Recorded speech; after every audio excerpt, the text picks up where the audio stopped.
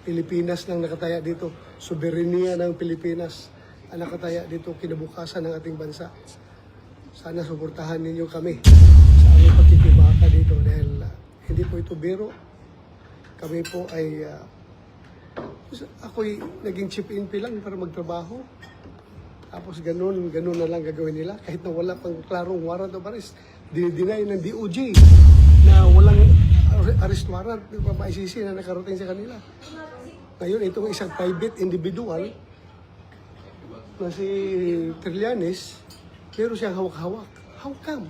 Ano ba itong privatized na itong... Nako, matindi ho ito mga kababayan. Meron daw hong natanggap na intelligence report itong si Atty. Sreli Tuturion na kung saan naka-standby na daw ho yung eroplanong pagsasakyan itong si Senator Bato de la Rosa papuntang The Hague, Netherlands. Dito sa video na to, pag-usapan ho natin yan at ang live nitong si Senator Robin Padilla na kung saan meron hong mensahe sa sambayan ng Pilipino itong si Senator Bato de la Rosa. Pero bago yan, isang like at isang subscribe. Masaya na ho tayo dyan sa mga gusto sumali sa ating community. Yung join button, nandyan lang ho sa baba. Ito na ho mga kababayan. Pilipinas, meron kami intelligence report na natanggap na may naka-standby daw na aircraft para dukutin na si Senator Bato de la Rosa. Huwag naman sana idaan siya dapat sa proseso ng ating bansa. Dapat masunod pa rin ang 1987 Constitution natin at ang batas natin. Naku, yan ho ang mensahe na itong si Atty. Sreli Tuturion. Pakinggan nun natin ang mensahe nitong si Senator Bato de la Rosa dito sa live nitong si Senator Robin Padilla. Game. Kakalungkot to yung mga balita. Nag-lift na ng lockdown ang NBI. Assalamualaikum warahmatullahi wabarakatuh. Senator Robin ho tayo. Senator Robin. Magandang gabi po sa inyong lahat. Mabigat to. Hello! Ay, si Mangga yan ah. Kami. Nako, si Mangga yan. Ayaw namin iwanan si Bato, my love. Nako, mato. Hi everyone, kain po tayo. Ang aming bagong... Hindi. Di ba ikaw ang majority floor leader? Tinuturo ko nga siya eh. Ganun. Acting. Oo. Ayan. Boss, Idol Robin. Opo. Linis na po ang lockdown. Hindi na hostage ang Senado. Sino namang hostage sa Senate? Ba't nila-lockdown yung Senate? Ba't tayo Nako. kinukulong? Robin, sanay ka na doon.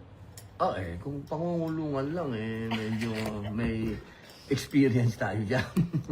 The NBI inspects every vehicle leaving the Senate premises, going in, going out. Lahat ng klaseng inhustisya naranasan ni Robin. Oo. Awa ng Diyos Bakit ko, ganun? mag-anak ko rin. Bakit ganun? Bakit? Awa ng Diyos ko, mag-anak ko rin. Ganun ha? Ramos! Ah. Ungas na. Ay, patay na pala. Sorry. Nako. Malinaw. Ngayon habang ginagawa ho natin tong video na to, meron daw mga ahente ng National Bureau of Investigation na ginulpe ang isang miyembro ng OSAA. Ibang klase ho ito mga kababayan. Masyado na hong nilang dinadaan sa dahas, para lamang magipit yung kanilang mga kalaban sa politika. Malinaw ang ginagawa na to ng National Bureau of Investigation sa pamumuno nitong si Melvin Matibag. Isa rin ho ito. Ito ang susunod kay Torre. Ito ang susunod sa yapak ni Torre, itong si Melvin Matibag. Marami yung pananagutan nito pagkatapos ng administrasyon nitong si Marcos Jr. Ibang klase ho, ibang klase. Naka-lockdown pala tayo. Oo, ngayon lang linis. Oo, nila-lockdown. Lahat ng tao hindi makalabas, hindi nila makapasok. Sila nag-decide. Tapos, ginulpi nila yung OSAA kasi pilit nila pinapasok ang Senator's Lounge. Kung saan bawal lahat ng tao pumunta kung hindi ka senador. Bugbog. Binugbog. Binugbog yung security ng Senate. Binugbog. Kasi hinaharap Ginulpi ng tao. talaga, ginulpi. Kasabi ni Kwan eh. Parang nasa na ho tayo, martial law. Wawa. Kawawa o kawawa. Tama ba yun? Bawal yata yun Hindi naman yata nila dapat ginagawa yun. We moved for the... We cited them in contempt kanina. Dapat. Bakit? Maintindihan? Bakit ganun kalakas ang loob nitong mga... Yeah, unbelievable. We're still ruled by laws. Di ba bureau lang yun? Oo. Anyari? Tapos mismo yung DOJ, sinasabi na wala namang warrant of arrest na natanggap para kay Bato. Ano yung binabandera nila? Di ba sa Pina lang? Hindi naman sila pwedeng mag-issue ng warrant eh. Kailangan pumunta sila. Grabe sa oh korte. ito, grabe to. At sila mamadali pat eh. Mabigat yun ah. Mabigat yun ah. Mabigat yun.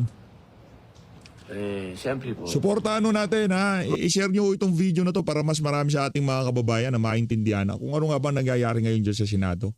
Sa pagpapaliwanag ng mga kasama nitong si Senator Robin Padilla. No? Wag daw natin iwan si Bato. Sabi Wag ng mga iwan, wag tao. iwan. Oo, walang iwanan. Matutulog na kami rito. Uy, Ano? ako din, dito na ako matutulog. Ano ba naman kasi? Ang bihira ako. Makaka-hybrid na yung ginagawa Dapat nila. pinaka-relax. Pag itong si Senator Bato de la Rosa napadala dito sa The Hague, Netherlands, anak ng toka, walang kwenta ang ating walang kwenta ang bansang Pilipinas, walang kwenta ang ating saligang batas. Pambihira, wala ho. Ano ho tayo, napakalaking failure. Napakalaki yung failure ng sambayan ng Pilipino. Napakalaki ho ng failure ng mga ordinaryong Pilipino. Pagka nangyari ulit yung ginawa nila kay dating Pangulong Rodrigo Duterte, walang jurisdiction, di ba? Hindi idadaan sa tamang proseso na kung saan ay nakabatay sa mga batas sa ating bansa. Yung ang dating parang parang mga goons, parang mga sindikato, di ba? Ganun ang galawan nila ngayon diyan sa Senado. Katabi ko po ang aming Sen. matatawag nating bayani Nako, ngayong oras Sen na ito. Bato. Ingat, Si ingat. Senator Bato. Maraming salamat. Please include us in your prayers. Wag daw po kayong iwan. Sabi ng mga tao, wag daw namin kayong iwan. Salamat. Salamat. Sen Bato, ingat, ingat, ingat, ingat. Mga mahal kong kababayan, ito pong nagaganap ngayon dito sa Senado. Medyo ito po ay extraordinary. Extraordinary. Dahil nung ako po nangyari na po ito nung panahon ni Senator Trillanes. Yung tuwa ho natin sa pagkakapalit dito kay Tuta Soto bilang Senate President. Tayo ngayon medyo merong pagkabahala no dahil diyan sa ginagawang panggigipit na yan kay Senator Bato de la Rosa at dun sa mga nababalitaan natin na di umano meron na nakaparadang naka-standby na aircraft nagagamitin para kidnapin itong si Senator Bato de la Rosa at padala sa The Hague, Netherlands. Itong si Sen Bato, pag yan napunta doon, napakalaking dago ko niyan, hindi lamang sa politika, hindi lamang sa aliado siya ni VP Sara. Hindi sitting senator ho yan. Hinalal ho yan ng sambayan ng Pilipino. Binigyan ho siya ng mandato nung kung ilan man ang mga Pilipinong bumoto sa kanya. Tapos dahil lamang sa politika, ganun-ganun na lamang siya ipadala dyan sa The Hague, Netherlands. Napakalaking kabalbalan ho nun mga kababayan. Meron din pong warrant na lumabas sa kanya at ako din po nandyan sa baba. At gustong-gusto ko pong tinatawag na citizen's arrest. Pero hindi po ako nakapasok nung panahon na yun. Mahigpit. Opo. Pero ngayon, Iba na. pagtataka, nandito na po sa loob ng Senado ang NBI. At bukod po nandito sa loob ay nang bugbog pa ng tinatawag namin. Matatawag natin parang pulis natin dito sa loob yun, di ba? Pulis ng Senado, oo. Pulis Pulis ng Senado. Pulis ng Senado. Oo. Medyo kagulat-gulat po yun. Sapagkat, siyempre po, pagdating po dito sa Senado, dapat ang nasusunod ay yung pulis po dito. Kumbaga, para po dyan lang yan sa... bawa, pumunta ka sa UP, di ba? Sa UP may pulis din. O, yun ang nasusunod sa UP. Yung pulis doon, sa Congress, ang nasusunod, yung sergeant at arms yun, at yung mga tauhan din niya. Pero dito po, sa Senado ngayon, medyo malungkot po yung balita na yon dahil parang yung amin pong independence. Parang yung aming independence ngayon ang parang wala na. Parang Parang nawalan tayo ng kapangyarihan, pare ko doon, ah. Di ba parang ganun yun? Oh, naka-lockdown nga. Hindi nga tayo pinapalabas eh. Kaya nga po mayroong Tinulungan batas, nga tayo, eh. meron po sa Revised Penal Code, yung Article 145. Hindi po pwede na harangin ang sino man, Kongreso man, sa Senado man, na Kakalungkot to, nakakalungkot. hindi niya magawa yung kanyang tinatawag na constitutional duty to serve as elected official. And it's a crime. Kaya po talagang yun nga po yung balak gawin ng Senado as an institution to file charges against these individuals. Kasi hindi ho talaga nangyayari yun. Kaya nakakagulat po na ngayon lang nangyari itong imagine ho, nandito na mismo sa premises ng Senado. Hindi papayagan o ibablock na maka-attend, makapag-participate ang isang elected official dito sa Senado. Sa katawan ng Kakalungkot to, Senado. kakalungkot. Yun po, malinaw na po yan. Galing na po yan sa masasabi nating veterano dito. Ako din po, nagtataka talaga dahil nung panahon po ni Senator Trillanes, hindi ako nakaporma dyan sa babae. Talagang nandyan lang ho ako talaga sa parking. Bantayan ho natin itong mga kaganapan na to. Huwag ho natin bitawan dahil ang nakasalang-alang ho dito yung ika nga yung ating pagiging Pilipino. Yun ang nakasalang-alang dito. Ganun-ganun na lang ba nating isusuko? Isinuko na nga ng isang beses isusuko pa natin ulit. Yung ginawa kay dating Pangulong Rodrigo Duterte, tahasang pagbabasura noon sa ating ika nga pagiging malayang bansa. Para sa ating pagiging sovereign nation. Diba? Meron tayong mga korting gumagana, meron tayong mga abogado, mga gumaganang sangay ng pamahalaan, pero pinadala pa rin ho doon si dating Pangulong Rodrigo Duterte. Ngayon meron na namang ganitong kaganapan na kung saan tilabagang parang ang dating parang idadala na naman sa ICC itong si Senator Bato de la Rosa. Hindi naman ho tayo sang-ayon dyan. No, hindi ho tayo sang-ayon dyan. Hindi po ako nakapasok ng Senado. Kalungkot Noong lang. panahon na yun. At may nagsasabi din po na yung hawak daw ni dating Senator Trillanes, sabi naman ni... John Vic Remulla, Oo. ang sinabi na hindi naman daw bahagi ng PCTC si Trillanes at wala naman daw natatanggap pa na warrant of arrest. So ano kaya yung binabandera? Ano kanina? Oo. At saka sheriff na ba siya ng ICC? Nakakakamot ulo eh. Oo, parang ganun nga ang dating. Pag nagsiserve ka ng warrant, sheriff ka. Sheriff ka, ano ba? Oo, naku, may bago pong sheriff ang Ang ICC. ang ICC. Na Pilipino. Na Pilipino. Same. Oo. Aba, ibang klase yun, ha? Ibang klase yun, ibang klase. Talagang, Wala na, anarkiya. oo, medyo At yan ang nakakatakot po yan. at yan ang mga posibleng mangyari pagka nagtuloy-tuloy ho itong mga ganitong klaseng galaw. Para sa mga kababayan natin taga Mindanao, yun hong inyong mga politiko, yung inyong mga representante diyan sa lugar nyo, ganyan na ho ang ginagawa nila ngayong mga panahon na to. Dito sa mga individual na to. Kay dating Pangulong, si Tatay Digong, wala siyang pwesto nung ginawa sa kanya yun. Na kung saan mali pa rin. Kasi siya, ordinaryong Pilipino eh.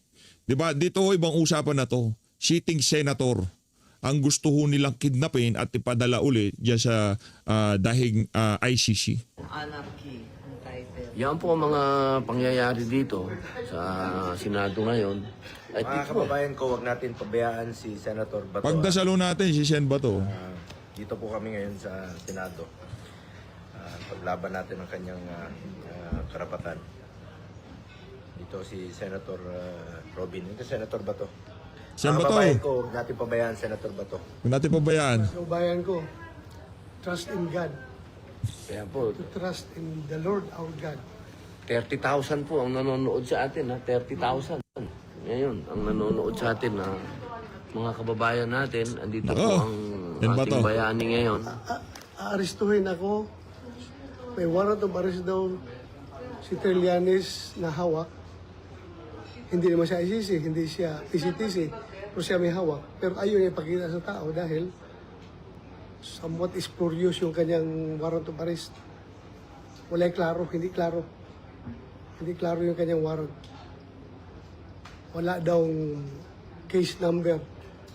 Meron doon is wala lang yung situation number lang. So malabo ito maging warrant of arrest. Kaya pinipilit niya na secret daw. Kasi gusto nila pilit na akong dadalhin sa Dahig. Surrender doon. So sana, suportahan ninyo ako mga kaibigan. Suportado ka namin, Sen Bato. I am doing this Doon sa ginawa natin pagsuporta kay dating Pangulong Rodrigo Duterte, nagpunta pa ho tayo diyan sa Villamor Air Base. At dito sa nangyayari na to kay Senator Bato de la Rosa, suportado din ho natin siya ng 10,000%. Hindi lang ho tayo makapuntang personal ngayon dyan sa Senado, pero kung meron tayong kakayahan, magtutungo ho tayo dyan para makapagpakita ng napakatinding suporta. Ngayon, kung malapit lang ho kayo sa area at gusto nyo magpakita ng personal at ng pagsuporta kay Senator Bato de la Rosa, punta ho kayo para makita ng administrasyon na to na hindi na tama mga pinaggagawa nila. Hindi para manggulo o hindi para sa kung anong kadahilanan pa man, hindi ho ganun yun. Ang pagpunta mapayapa, pagdarasal at pagpapakita ng suporta dito kay Senator Bato de la Rosa. Walang kaguluhan, okay? not for myself. Behave. Mga bingatibo ho, mga nasa gobyerno ngayon. But for the sake of our Wag manggulo. Pilipinas lang nakataya dito. Soberenya ng Pilipinas ang nakataya dito kinabukasan ng ating bansa. Sana suportahan ninyo kami sa aming pagkikibaka dito dahil hindi po ito biro. Kami po ay ako'y naging chip-in lang para magtrabaho. Tapos ganun na lang gagawin nila kahit na wala pang klarong warrant of arrest. Dinideny ng DOJ na walang arrest warrant ng ICC na nakarating sa kanila. Ngayon, itong isang private individual na si Trillanes, pero siyang hawak-hawak. How come? Ano ba itong privatized na itong trabaho ng ICC? Tapos ayaw nila ilahad. Secret ko, no? Malaking kahibangan ito, mga kaibigan, mga kababayan. As I have said, haharapin ko yan kung idaan lang nila sa proseso. Harapin ni Sen Bato. Kung warrant of arrest, dalhin nila sa local court. Malungkot ho Ayusin tayo, nila. sobrang lungkot tayo dito sa isa na to. Usapan natin at haharapin namin yan. Hindi yung dala ka ng papel na hindi klaro. Most likely spurious na warrant of arrest daldalan Trillanes kasi gusto niya madala ako doon sa Dahig for rendition. Sino si Trillanes? Hindi siya Interpol, hindi siya ICC, hindi siya PCTC, private individual. Pero siya may hawak ng warrant of arrest na gusto i-implementar kasama ang mga NBI. So, Mali ho. ganito na bang ating gobyerno? Mga kaibigan, mga kababayan, napakasama po sa nangyari. Kalungkot lang ho, nakakalungkot. Binoto ng 20 million na Pilipino. Pinahintulutan ho yan ng former administration o former leadership ng Senate kaya nagkaganyan. Pinahintulutan ho, hindi naman makakapasok yung si Trililing dyan, hindi naman makakapasok ang NBI dyan kung hindi pinahintulutan itong dating pamunuan, di ba? Ganun lang naman ho yun. Para magtrabaho. Ngayon, pinipigilan lang akong pumasok sa Senado dahil ayaw nila na maagaw namin ang liderato ng Senado. Pero hindi sila naging successful sa pagharang sa akin dahil nakapasok ako talaga. Nagipagbunuan ako sa kanila. Makita niyo sa video. Nakipaghabulan ako sa kanila dahil gusto ko talaga pumasok dito. Inaharang nila ako para hindi aabot ng 13 yung boto namin. Wala kami majority para tuloy pa rin yung state of affairs ng ating bansa. Walang mangyayari sa problema sa korupsyon. Ngayon, na kami na ang may hawak ng majority sa Senado. Asahan po ninyo mga kababayan, everything will fall into its right places. Hindi naman tayo, hindi tayo namin personal, pero trabaho lang ito. Trabahoin natin. So yun lang sana. Sana masuportahan nyo kami dito dahil Suportado, ibang usapan Sen na Bato. ito. Sobra na mga kaibigan. Kalungkot. Hindi na ito tama. Kakanginig ho ng laman, sa totoo lang, no? Kakanginig ng laman. yung ating tuwa at excitement, kaninang napalitan niya si Tuta Soto, napalitan ng gigil, galit na bakit ganito nangyayari sa ating bansa. Kababayan natin, kapwa Pilipino, gumagana ang ating mga korte, gumagana ang ating gobyerno, di ba? Bakit kailangan gawin ito sa isang elected government official? Nakakalungkot to, nakakalungkot. Sana makakuha kami ng suporta galing sa inyo. Ako'y nakikiusap sa inyo, mga kaibigan, mga kababayan. If you love your country, you love the Philippines, Suportahan natin please si Bato. help us preserve the sovereignty of this country. Suportahan natin si Sen Bato. Kung kaya ho nating personal na magtungo ngayon dyan sa Senado, magtutungo ho tayo dyan. Hindi para manggulo sa kung ano pa mang kadahilanan na. Magpupunta tayo dyan para prayer rally, prayer vigil, pagdasal natin na maging mapayapa. Yang gustong gawing kaguluhan na yan ng administrasyon itong si Marcos Jr. Hindi sa kung ano pa mang kadahilanan. Tayo dito ay malinaw sa PH Update. Hindi ho tayo nang hihikayat ng kaguluhan o kung ano pa man. Ang atin ho dito, kung sakali man nandyan tayo, kaso wala ho tayong kakayahan na magpunta ngayon dyan at makiisa sa ating mga kababayan na ipaglaban ang karapatan ng sambayan ng Pilipino. Karapatan ng mga ordinaryong Pilipino. Di ba? Ngayon, kung kayo, kaya nyo rin lang naman, dito na ho, isa ho ito sa mga pagkakataon na kung saan makakapagpakita tayo ng suporta. Hindi kay Senator Bato de la Rosa. Ito ay para sa pagiging malayang bansa natin. Yan na ho kasi ang inaapakan dito sa isa na to. Hindi dahil kay Bato de la Rosa. Kahit sino hong malagay sa alanganin na yan, kalagayan, di ba? Kahit na si Ping Lacson pa, si Tuta Soto, ganito rin naman ho ang ating sasabihin dito. Hindi porket kaalyado natin yan. Hindi ba't mo nga naman kasi isusuko? May Korte Suprema tayo na kung saan pinapakinggan pagdating dito sa impeachment na to. Di ba? Meron ho tayong mga korte na nag-i-issue ng mga warrant of arrest. Di ba? Meron ho tayong mga huwes o mga judge. Gumagana ho ang ating judiciary. Bakit ho kailangan na kidnapin itong si Senator Bato at ipadala sa ICC? Yun ho ang ating pinakamalaking problema ngayong mga panahon na to. Yung tangka nilang pangkikidnap at pagpapadala kay Senator Bato de la Rosa sa ICC. Yun lang naman ho. At ang Senado na isang institusyon na nirespeto na sa ngayon ay binabaliwala na nila. Binababoy. Talagang hindi na sila nagrespeto sa Senado. Wala. Kawawa ang bansang Pilipinas. Matanda naman ako. Ang tanong, pag napadala sa The Hague, Netherlands si Senator Bato de la Rosa, ano magiging implikasyon nun?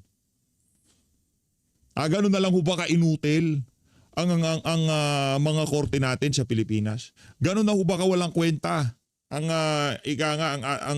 sambayan ng Pilipino? Di ba? Ganun na ba? Hindi na ba natin kayang litisin itong mga individual na to? Na kung saan sinasabi nitong mga puti na to. Yan problema Masyadong colonial mentality. Yung tipong puti, hayaan natin ICC. Humatol dito sa mga to. Hindi ho. Mas magaling ang Pilipino sa mga yan.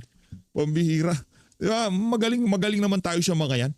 Yung kayang gawin ng mga mukhang kukulam dyan sa ICC, kaya ho yung gawin na mas magaling ng ating mga abogadong Pilipino sa loob ng ating bansa. Pambihira. Kakalungkot ho. Sana itong ilinabas na to nitong si Atty. Torion, marites na lang to na meron ng naka-standby na aircraft para dalhin sa ICC itong si Senator Bato de la Rosa. Okay na ako. Pero kawawa yung ating mga anak, mga apo natin. Magkakaroon ng ganitong klaseng bansa. Kakalungkot. Tulungan po tayo mga kababayan. Ako'y umapila sa inyo. Sana magtulungan tayo. Suportahan nyo kami. Standby ho tayo Magkikibaka. Hindi pa ho ito ang ating huling video, no? Hindi pa ho ito ang ating huling video. Tututukan ho natin itong mga kaganapan na to at makakaasa ho kayo. Dito nyo ho sa PH Update mapapanood ang pinaka-latest na update. Kaugnay dyan sa tangkang pagkidnap na yan dito kay Senator Bato de la Rosa. It's not all about me. Paano natin nasabi na ang dating parang kidnapping? Walang warrant of arrest. Papasok lamang sa trabaho. Yung tipong napaka-sneaky nung atake. Di man lamang nakipag-coordinate sa pamunuan ng Senado. Yung mga NBI nasa loob na kagad, ganon. Ang dating kasi parang hindi alam ni Soto Di ba? Hindi lang ito kay Bato, kundi para sa lahat ng Pilipino na ito. na gustong yurakan yung ating soberenya. Kawawa ang Pilipinas. So yun lang po. Salamat sa pagkikinig sa akin. Ha? Thank you very much. Maraming salamat, Senator Bato. Narinig niyo po ang ating bayani sa mga oras na to. At narinig niyo naman po, malinaw po. Yung binubog na NBI na Sergeant at Arms natin nandun sa clinic, dapat makita nila kung ano na klaseng pangbababoy ginagawa sa atin. Sobra na. Ako, sana natitira pa rin sa bawat puso ng isang PMA graduate yung courage, integrity, and loyalty. I am soliciting their support. Mga cavaliers ko sa Philippine Military Academy. Courage, integrity, and loyalty. It's no longer personal to me. It's an attack to the institution, the Senate, at yung ating soberenya as a nation. So sana tayo, mga cavaliers, mga bugo-bugo, pagising na tayo. Sana yung when bells for us are rung and our last stops is sung, let generation see our country free. So marami tayong mga upper class, mga ninuno sa PMA na binuwis ang buhay para dyan. Sana we will live up to the standards. Thank you. Salamat. Yan po ang maramdaming pahayag ng Grabe, binaboy ho ng NBI yung opisyal ng OSAA. Office of the Sergeant at Arms ng Senado. Binaboy ho nila. Kahit gaano kakatigas, kung babuyin ka ng ganun, talagang sa tingin ko, maiiyak ho kayo. Laki nung mama, anak ng toka, di ka na mapapasok sa OSAA kung wala kang proper training, wala kang mga credential para makapasok dyan sa institution na yan. Naiyak ho siya sa ginawang pambababoy ng NBI sa kanya. Baklase. ating mahal na kasamang senador. Kalungkot. Itinataya po niya lahat. As in lahat. Dahil pagka Senator Bato de la Rosa, napunta siya The Hague, Netherlands. Yung nangyari kay Tatay Digong, di natin sinasabi na okay lang yon dahil nasa edad na siya. Okay lang yon dahil pinili niya, kahit na alam niya na pag-uwi niya ng Pilipinas galing Hong Kong, dadakpin siya. Hindi natin sinasabing okay yon. Senator Bato, nasa prime siya ng pagiging politiko. Pagiging tatay, pagiging ama, di ba, sa pamilya niya.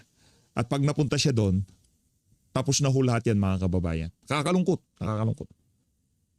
At hindi lang yun. Ang pinaka nakakalungkot doon, yung ibinigay na mandato dito sa mama na to na sambayan ng Pilipino, mapupunta na lang sa basura ng ganun-ganun. At siyempre po, masakit din sa pakiramdam yung ganun na Senado ito eh. Pare ko, Senado ito eh. Binaboy ho ng administrasyon lahat ng sa ngayon ng pamahalaan. Hindi ko talaga maatin eh na ito ay kasama sa tatlong haligi ng gobyerno. Hindi ko ma-imagine na gawin nila sa Supreme Court to, pare. Na pasukin nila ng ganito. Parang napaka-imposible na nangyayari ngayon to. Pakikurot nga ako. Ano ba ito? Ano ba? Naginip ba ako? Aray mo, Senator Robin Padilla. Aray mo. Oo, hindi ba? Parang, kasi po, tatlo po ang parte ng gobyerno. Andiyan po yung executive, andiyan po ang judiciary, nandiyan po ang legislative. Kami po yung legislative. Yung judiciary, yan po yung mga justice, judges. Yan pong executive, yan po, yan, ang Pangulo, Vice President, Secretary ng DOJ. Ito pong nambugbog dito, parang isa lang ito sa sangay ng Department of Justice. Hindi po siya yung main na lumusob po dito at nanakit pa. Medyo, mga kababayan, wala sanang sagasaan ng authority at kapangyarihan. Maging patas po tayo dahil sa ilalim ng batas, tayo'y pantay-pantay. At wala pong pwede na above the law. At hindi rin po pwede yung you will bend the law. Nako. Hindi po pwede. Lahat po tayo kailangan ay sumunod sa batas. So, yun lamang po, mga mahal kong kababayan. At antabayanan ninyo kung ano po ang mangyayari. Pero sa ngayon po ay under protection ng Senado si Senator Bato. Maraming salamat po. Ayan po sila. Nagkakaroon ngayon ng pag-uusap.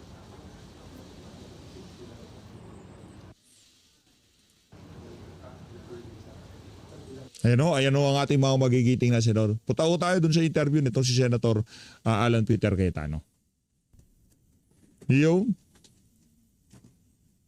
Sen Alan o tayo, Sen Alan. Okay. This is not the first day I was expecting, and I want may mga temperature medyo bumaba. So I'm willing to sit down with whoever, the NBI, the DOJ, para i-resolve to. But I want it very clear na unacceptable na may habulan sa Senado. Yan ay mangyari man sa bisita natin, sa senador, sa media. So that's my primary concern right now, is just to make it very clear we're here to work with everyone. Work with the NBI, work with the Office of the President, work with the House, work with everyone, no? And we will follow the Constitution and the laws. Pero nakita niyo yung video, hindi naman pwede just because they think they have a valid warrant, which is not issued by a Philippine court, ay pwede na silang makipaghabulan sa premises natin.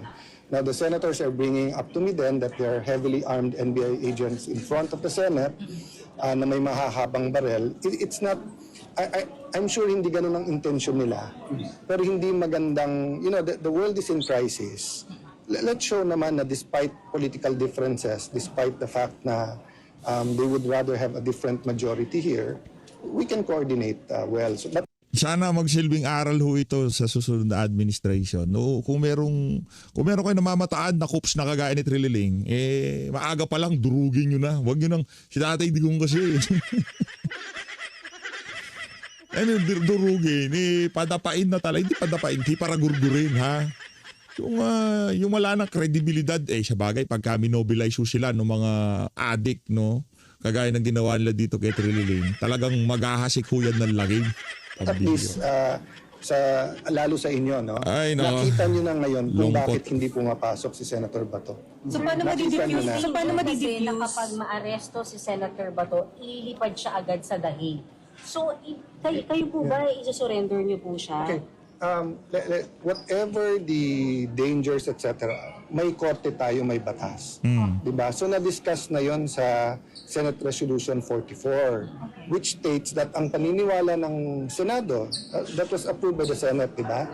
That kung meron foreign warrant of arrest, they have to bring it before a Philippine judge. Yung Philippine judge ang mag-issue. So, we haven't discussed with Senator Bato yung security arrangement, but in the past, pag nag-seek ng tulong yung senador, hinihintay namin. Tapos pag korte na nagsabi, usually nagvo-voluntary surrender, kinakausap na. Diba? So for me, it doesn't matter if it's a member of the media, if it's our guest, it's an OJT. Pag they're here to protect their rights, tutulungan ng Senado. So we don't want to violate any laws. Kaya nga, yung ina-advise ko sa NBI, makipag-usap ng maayos. Hindi yung sasabihin nila na dahil may warrant sila, pwede na lang gawin yung gusto nila.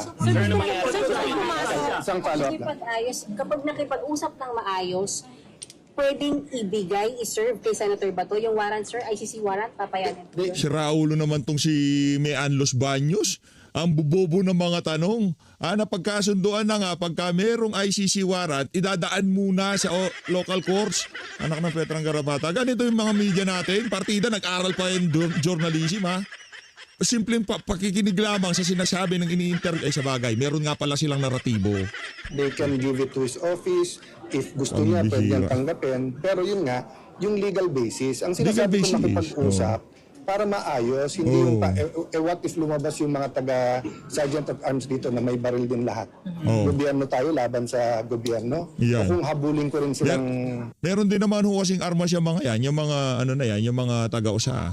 pabalik. So ang point ko lang, we can disagree, but do it temperately and do it, then paliwanagan tayo kung anong tama. Ngayon, if we don't agree, who decides? Korte.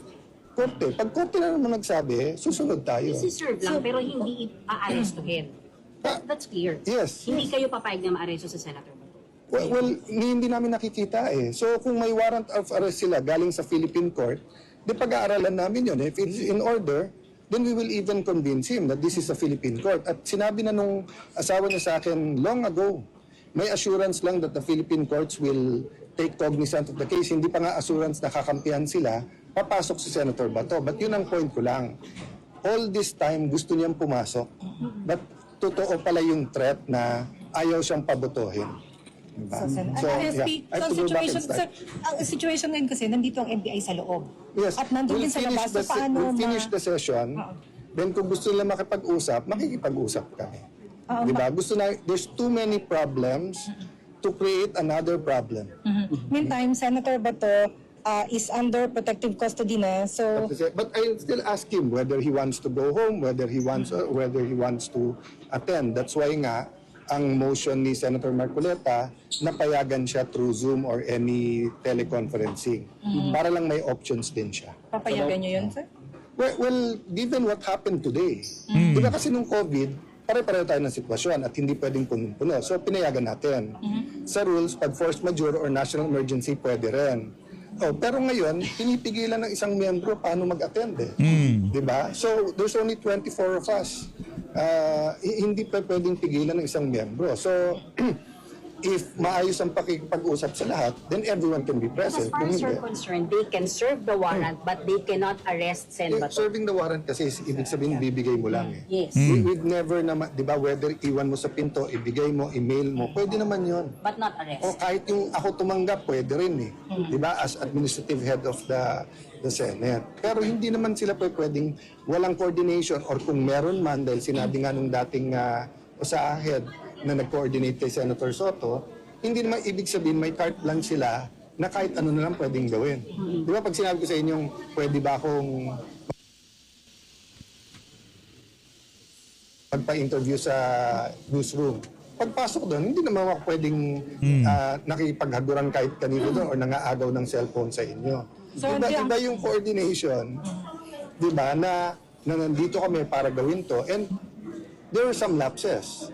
Kasi, how many armed men do you need here?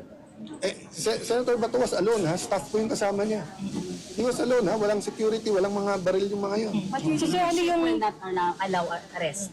That is the president, and that's what's good for the country. That's what's good for the.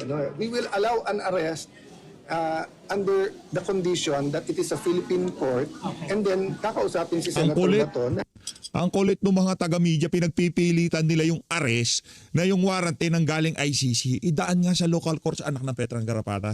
Yan ang problema natin eh. ICC kayo ng ICC. Ayaw nyo naman sundin yung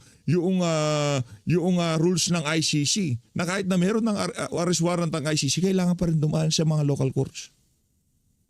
Yun nga nakalagay sa Rome Statute, di ba?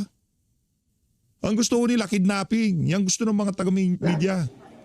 yung pagdalang sa Senado is two ways. Pagdalang ng mga institusyon sa labas ng Senado at yung kapwa senador. So if there's a warrant for arrest for me, at kinausap na ako ng SP na, boss, eto na, wala ka ng ibang legal remedy, mag-surrender ka na para hindi mapahamak Senate. That's what happened in the past. Pero yung may legal remedy pa ako, pwede pa akong tumakbo ng CA or whatever, tapos kung atakin mo ako, dadalhin mo akong Hague, yung sinabi ko kanina, paano yun? Kahit anong sinong media, kahit sinong general, kahit sinong sekretary ngayon, pwede mo lang dalhin sa Hague? That's what So, you will SP push. hanggang That's what ano? you will push. That is the essence of of Senate Resolution 44 and of all the precedent natin. So until I'll the get- situation is I'll- clear, lockdown pa ang Senate. Lockdown. No. Kaya lang tayo nag-lockdown para hindi makalabas yung gumawa ng krimen at yung na-hold in contempt. Once na-identify ng mga yon, everyone can go Tukoy in na and po. out. Tukoy na po. I will check right now. Pero paano yun, sir, si Atty. Matibag? Yes. And they will be detained in the Senate. Sir, si NBI chief kasi nasa gate daw. So hindi Basta, nasa gate daw NBI chief. So hindi siya papapasukin, sir. Dahil no, I will instruct them that he can be. hindi papapasukin. Hindi ko, let me check on that. That's a good question. Salamat Salamat Senator Alan Peter Cayetano sa pakikipaglaban sa katuwiran. Sa first day mo bilang Senate President, matindi-tinding hamon ang ilinatag sa iyo ng pagkakataon. At alam mo natin dito sa PH Update, malulusutan ho yan. Magagawa nitong si Senator Alan yung napakahusay na trabaho dyan sa hamon na yan dahil ang lagi niyang inuuna nasa taas. Hindi kagaya nitong si Tuta Soto, yung mga nagmamay-ari ng napakaraming maleta. Yun ang una niyang kinukonsidera kung ito bang magiging desisyon niya sa Senado magiging magbebenepisyo ba dito sa mga individual na to. Yun ho ang pagkakaiba nitong si Senator Alan Peter Cayetano at ito si Tuta Soto. Maraming salamat Mag-ingat po kayo lahat ng Pilipinas.